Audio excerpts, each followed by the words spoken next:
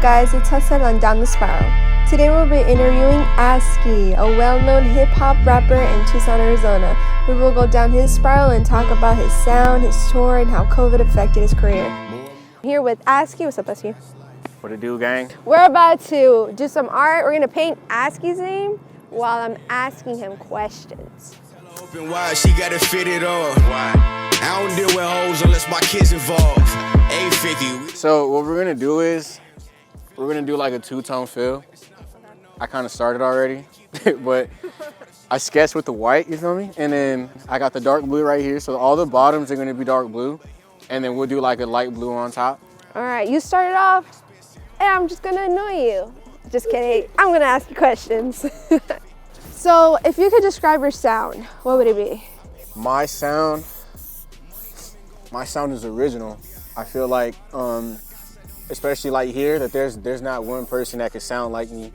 And you can't really say, like there's bits of inspiration, don't get me wrong, but you can't ever say like, oh, Aske sounds exactly like, you know, X, Y, and Z. Like you can't say that, you know, because it's so authentic, like everything is so genuine, you know what I mean? Like I don't have any other way of doing it. Like it's just my way, you know?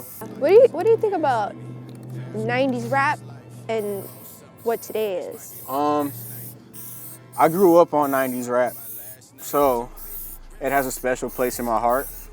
But hip hop is definitely evolving. And it's like either you could be one of those bitter, fake gatekeeper type of dudes, or you could just rock with what's happening and you adapt, you know, you just rock with whatever's happening.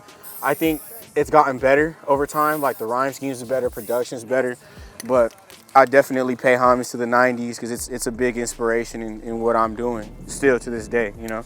So, speaking of gatekeep, you're here in Tucson, right? You live here. Right.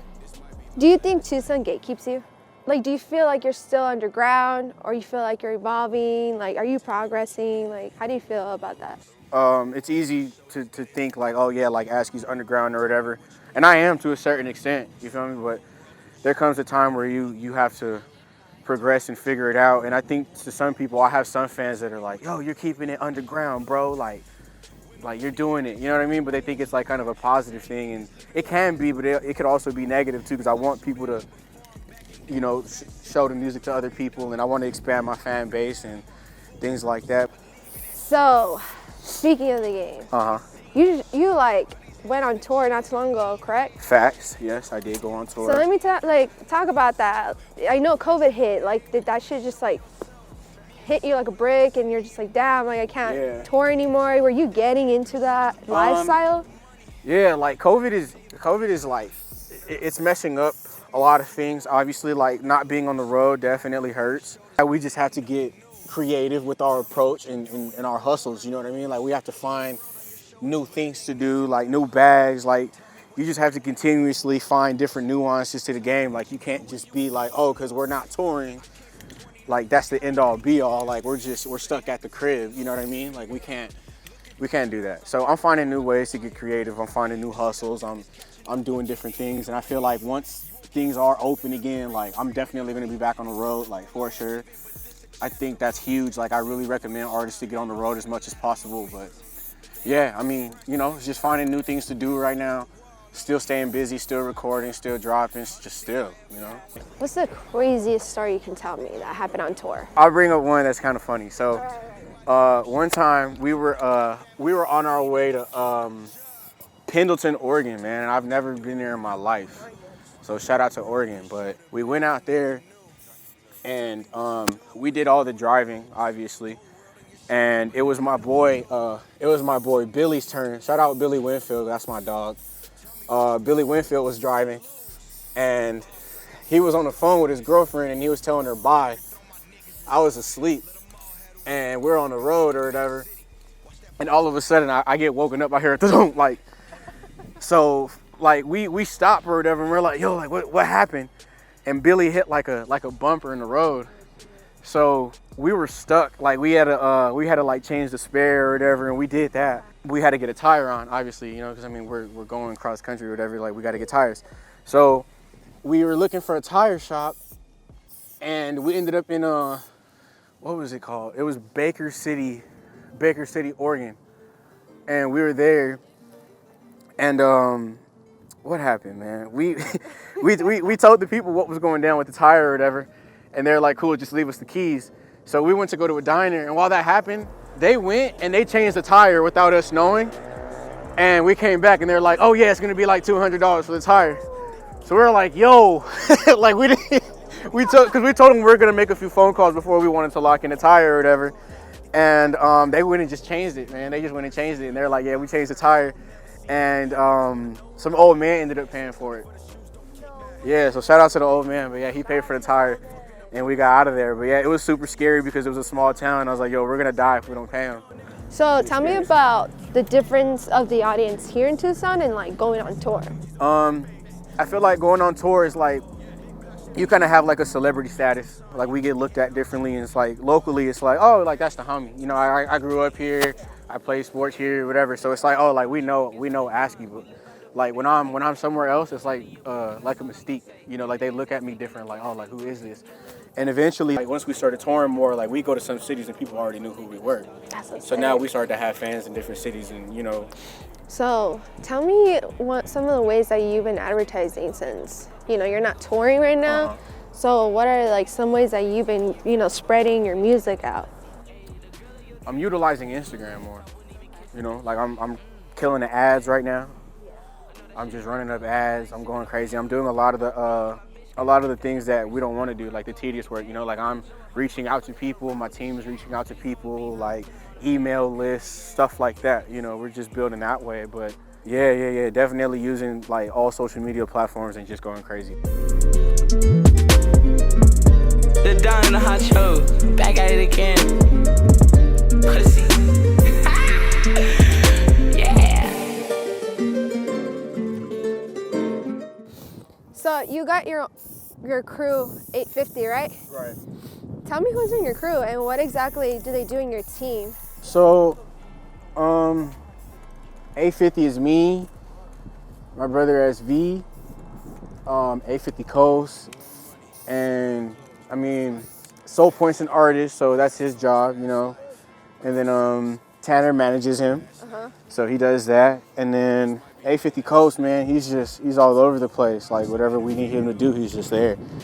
And then my brother SV is like the overall playmaker of the group. You know what, Aske? What's up? You got some good fashion. I appreciate you. I try, you know what I mean? I try, man. I don't do a lot, but I do something, you know? What inspires your fashion? I couldn't tell you. I just, like, some of it's 90s stuff. Like, I like some 90s stuff. Like, the vintage look is fire. Like, I rock, like, a lot of, like, NASCAR tees. And I don't know. I like streetwear. Like, I like a lot of streetwear stuff, you know? Like, I rock a lot of stuff like that. But I wear what I want to wear, you know? So, if you could be a song, If I could be a song. what song would you be? You know what? I hate to be this guy, but I'm going to say one of my own songs. I would say Lord Forgive Me by myself. Lord Forgive Me. Because, yo, that's like, I don't know how to explain that song, man. Like, if that song doesn't motivate you to, like, get up and go get a bag, like, I don't know what will. And I feel like I'm a person that thrives off of, like, being motivated, you know? Like, I have to be driven to do something. If not, then I'm not going to do it. I have to be, like, hungry to do something at all times. And I feel like that song really brings out that kind of vibe, you know? Yeah. So, yeah, I would say Lord Forgive Me then. That's a banger, honestly. So what are you doing, like, right now? You got some collabs going on? You got a new album going out? Like what's going on? Like, I want to hear a little insight in your music. I mean, I'm all over the place. Like, I'm doing features right now. Like, I'm working with as many artists as I can. I have some big records. Like, I got a Davies record right now that I'm just waiting to release. I have an album in the vaults, and then I'm cooking up with Manny Meggs right now. So shout out Meggs, that's gang. But yeah, I'm just doing my thing right now and just really planning everything out. I feel like that's like the biggest thing. I'm planning out my next moves and making sure my next move is my best move, you know? Yeah, sure. And I feel like now I'm at a point in my career where I'm putting more detail into my movements. Like, things are starting to be more sound and fluid. Like, it's just starting to make more sense, you know? The banger, huh? The banger that came out a while ago. What's it called? Just watch. Tell me about that process. Like, how did it come about? Like, how'd you get that going? Cause like, shit, that is a banger, dude. How do I explain that? Like, we were just in the studio, and like, I found the sample a while ago. I was doing Lyft, and I picked up this drunk mom, and she kept saying that I looked like I was Cuban, and she was like, play some Cuban music. So she put me on this this band or whatever, and I started listening to them on the way home because I had a long way home. And I was like, damn, this is fire. Like, I want to use this, you know, some way and incorporate it in the music. So I spent more time like just vibing to the music or whatever, and I found that one song, and I was like, yo, like, we got to use this. And we were in the studio, and like I went on IG Live, and I was asking people like, yo, pick the sample for the song, and we'll like name it after whatever you want to name it, right? And we didn't vibe with like anybody's samples or whatever. And I told the dude that was producing it, I was like, yo, like, we got to go back to the sample that I picked. Like, that's going to be the one. So we made the beat, and honestly, I wasn't feeling the beat. I was like, yo, I'm not gonna write to this. Like, I don't like it. And my brother and Tanner came through to the studio, and like, they just like changed the whole vibe in the studio. They're like, yo, we got to run this record. Like, we got to do this. So we're all just sitting there, just bouncing ideas off of it or whatever, just vibing with it. And that's how it came into fruition, you know, like just us vibing in the studio, going back and forth or whatever, and then that's how the song was made. But yeah, it was just a fun vibe.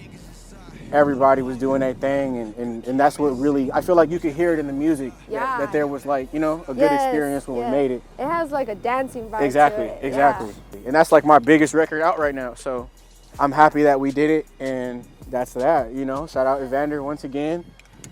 So, speaking about your sound, how has that evolved from the beginning of your career till now? Like, tell me what kind of sound did you start with, and what you are, and what kind of process, and what kind of sound is it now? So I feel like now, like, confidence is huge. Like, I'm much more confident with what I'm doing. There was a time where I kind of like second guessed like the vibe I was gonna go with, and I feel like now I have an understanding of like where I want to go and what it is that I'm gonna talk about. And I feel like once I had that, like, I could do whatever, you feel me? So now it's just adding different like styles and different production, and that's it. And just understanding my voice, you know? I didn't understand my voice at first, and I'd be like loud as hell. I'd be yelling into the mic and stuff. And I feel like now I'm confident, and I know like, okay, I could be a little louder here, or like I could be cooler here. Like, it doesn't always have to be so like aggressive and masculine, you feel me? So there's different ways for me to like get across my message and keep it still there and still stay authentic, authentic, you know what I mean? So are you like afraid to, when you were in the beginning of the process of your sound, and you know, when you released your first sound and your first song or your first album, were you afraid to try something new because you felt like your fans wouldn't like it? Or like, what was the process between you and your fans and that type of sound? I felt like I was always gonna do what I want, low key. Like, and I was like, hey, if the people like it, they're gonna like it, and if they don't, they don't, you know? Because if I spent all my time just trying to like please everybody, yo, I'd have like 16 different styles already.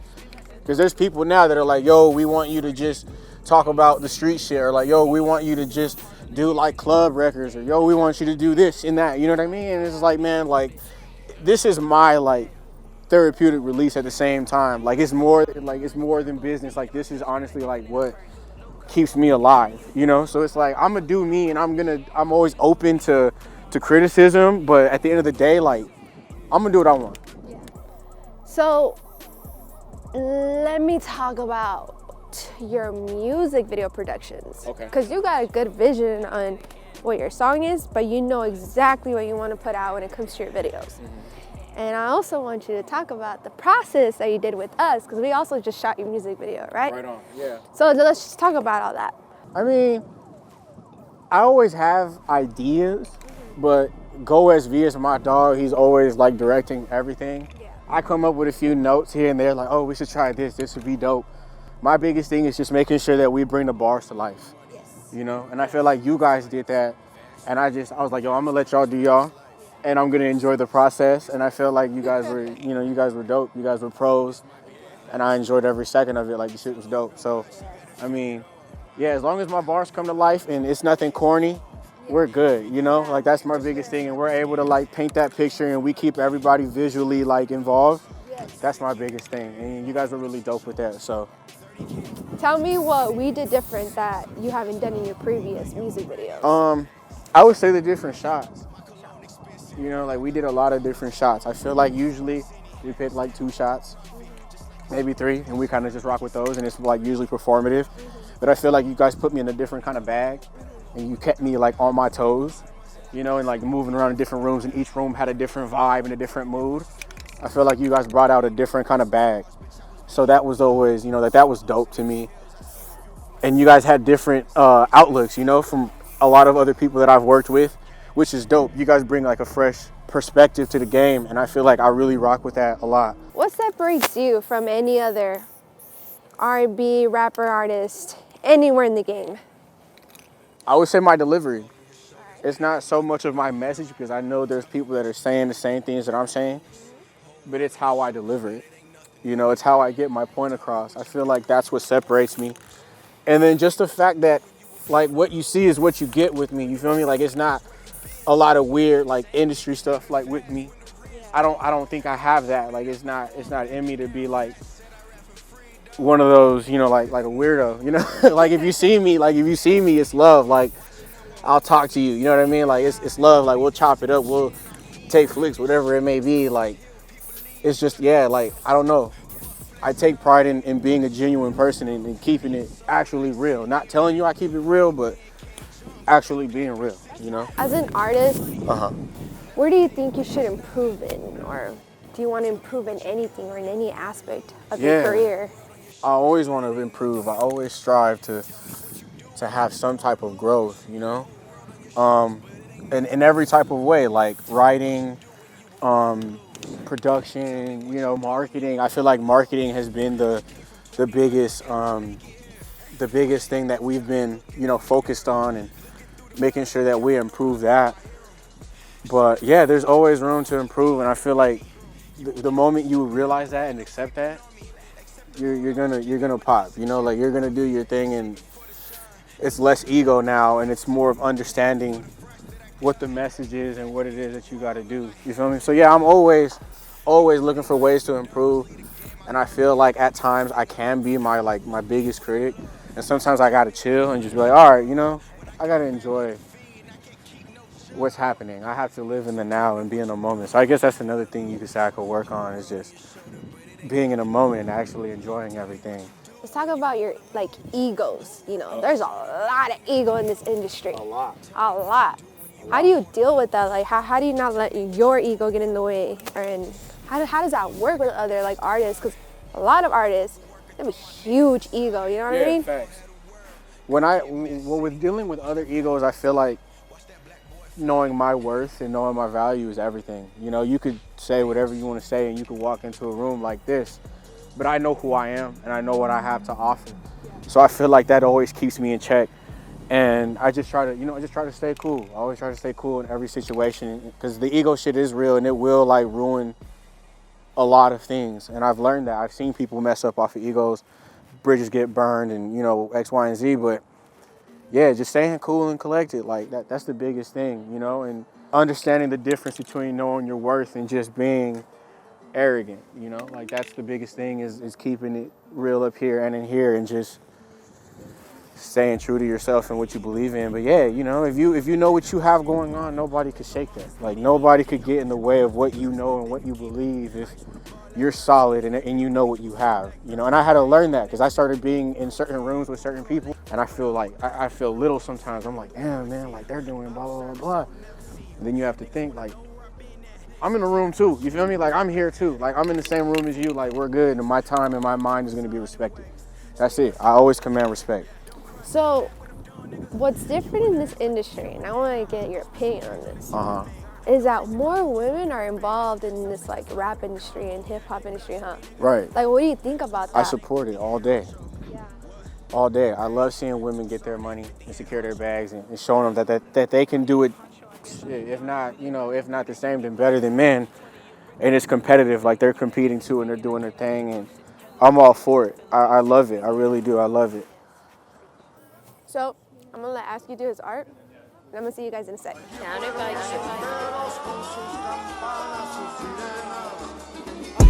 Get the cheapest coca out in Sinaloa. Hey, you ain't from out here toting chivos when the niggas show up.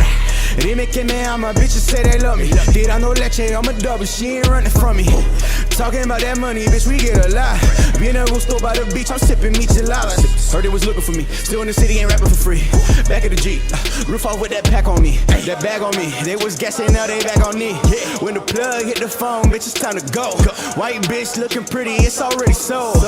Loyal to the game, bitch, I never fold. I go lo que quiero, I'ma do what I want. You can tell I keep a burner by the way that I walk.